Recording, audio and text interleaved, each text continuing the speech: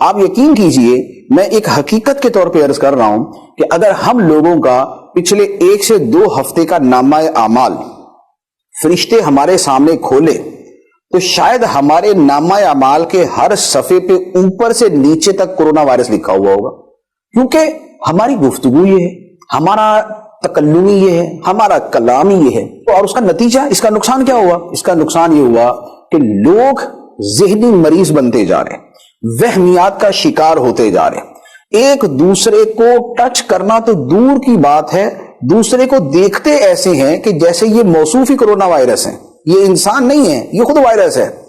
ارے میرے بھائی، دھڑا دھڑ نامہ اعمال میں صرف ایک ہی شے لکھوائے جا رہے، کچھ اس کے اندر بھی کمی ہوگی۔